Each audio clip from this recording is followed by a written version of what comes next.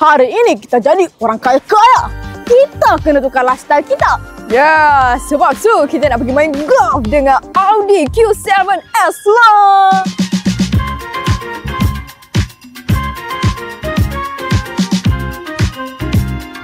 Sekarang kita dah sampai dekat X-Park kan. Kita nak buat apa kat sini, babe? Kita nak main golf.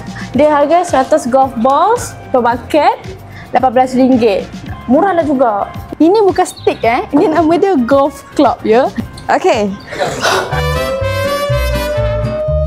So tangan ni tutup gini. Kat sini. Kita nampak tak? Dimulakan dengan bismillah.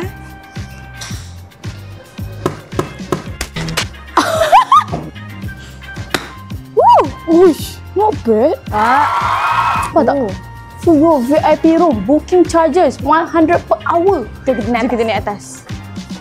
Oh, nampak jelas. Wow, sini baru lah nampak. So, siapa-siapa yang nak test main golf ke, nak try kan, I think X-Park ni is one of places yang korang patut cuba lah. Jangan lupa hari ni kita pakai Audi Q7S Line.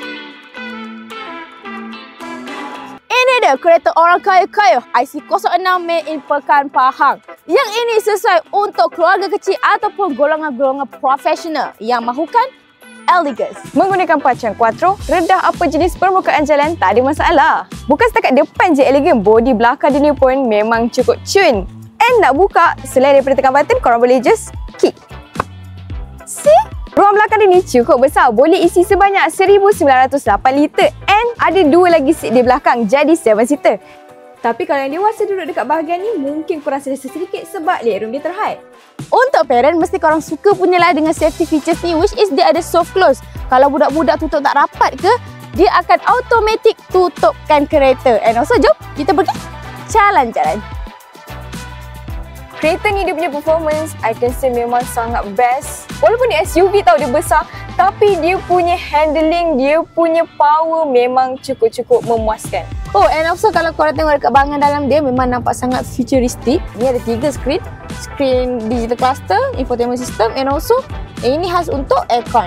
Bandar, padam, mahu berjalan yang berliku-liku. Audi Q7S Line ni boleh redah semuanya. Kita dapat rasa kereta harga RM482,272 dengan Audi Assurance Package. Waranti 2 tahun dapat tambahan waranti jadi 5 tahun atau 150,000 km bersama servis penyelenggaraan percuma 5 tahun atau 75,000 km. Jadi berbaloi ke tak? Komen di bawah.